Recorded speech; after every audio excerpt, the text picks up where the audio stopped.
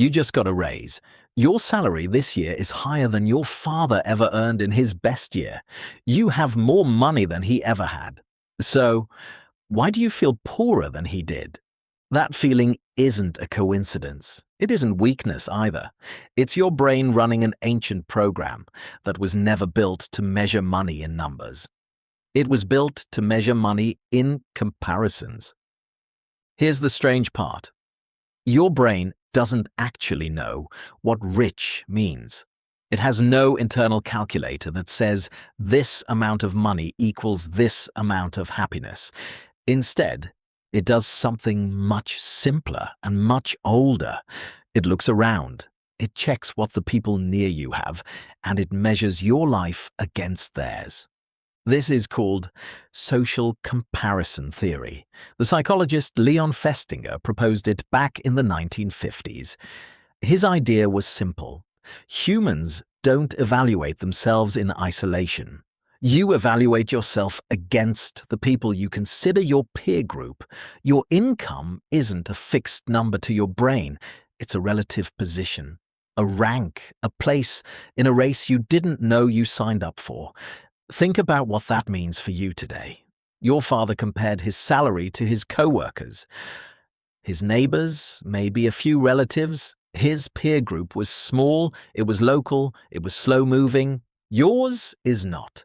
Your peer group now includes a college friend who just bought a condo in Singapore, a stranger on social media flying business class to Seoul, an influencer showing off a new car that costs 3 years of your salary. Your brain doesn't filter these out as irrelevant. It treats every single one of them as data, as competition, as the new baseline for what a normal life should look like. So even though your actual income went up, your reference point went up faster. And your brain, which only understands relative position, reads that gap as loss. There's a name for this pattern in economics. It's called the Easterlin paradox, named after economist Richard Easterlin. In the 1970s, he noticed something that should not have been possible. As countries got richer over time, average reported happiness did not rise with it. Income kept climbing. Satisfaction stayed flat.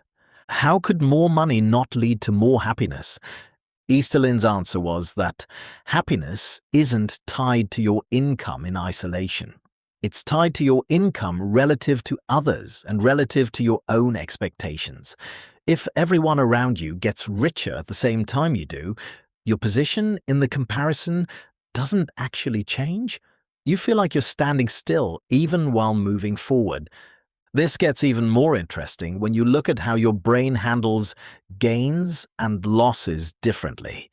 Daniel Kahneman and Angus Deaton, in a well-known 2010 study, examined the relationship between income and emotional well-being.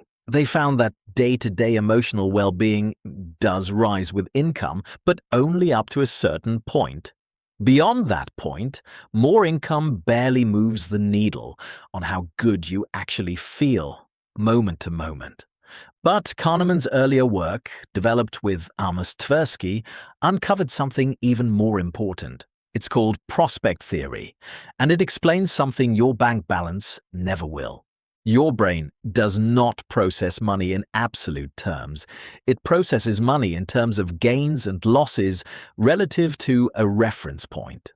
Losing money hurts roughly twice as much as gaining the same amount. Feels good, and here's the part that matters for you. That reference point isn't fixed. It moves. It adjusts upward every time your circumstances improve. Every time your peer group gets richer, every time you see a new lifestyle held up as the standard. So when your reference point rises faster than your actual income, your brain doesn't register your raise as a win. It registers the growing distance between you and the new standard as a loss. This is why lifestyle creep feels so inevitable. You get a raise, you upgrade your phone, you move to a nicer apartment. None of these decisions feel irrational in the moment. Each one simply resets your reference point higher. And once it's reset, there's no going back to feeling satisfied at the old level. Now, add one more layer. something your father's generation never had to deal with at this scale. Constant visibility. For most of human history, you only compared yourself to the people physically around you. Your village, your street, your workplace. That comparison pool was small, and more importantly, it was accurate.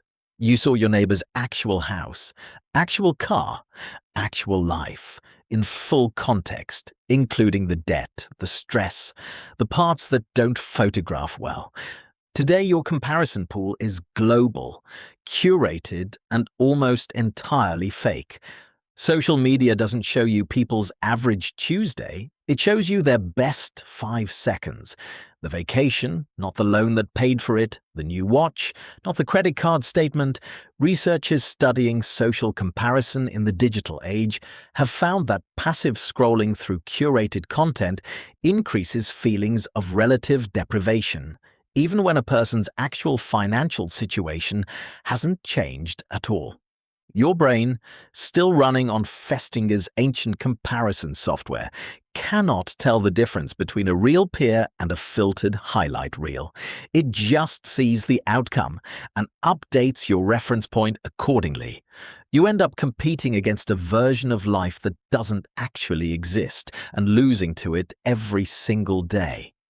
This is why the feeling of being poor has almost nothing to do with poverty and almost everything to do with position. You can be earning more than 95% of the population that came before you and still feel behind, because the comparison your brain runs isn't against the past. It's against right now, against everyone visible to you at this exact moment. There's an uncomfortable truth hiding underneath all of this. The treadmill never stops because it isn't designed to. Every upgrade resets the baseline. Every gain becomes the new normal within weeks. Psychologists call this hedonic adaptation. You feel a spike of satisfaction when something improves, and then your brain quietly recalibrates, treating the new level as the expected one. The spike fades. The chase resumes. So, what do you actually do with this? You can't turn off social comparison. It's wired into you too deeply for that. But you can choose what data you feed it, shrinking your comparison group back down to something real, people whose full lives you actually understand, not just their highlight reel, weakens the distortion. Some researchers have found that people who deliberately track their own progress over time, rather than their position relative to others, report higher financial satisfaction even at identical income levels. There's something almost funny about all of this if you step back far enough. Your ancestors evolved this comparison instinct to survive in small groups, where knowing your relative standing actually mattered for finding resources, mates, and allies. It was a survival tool, useful, local, limited.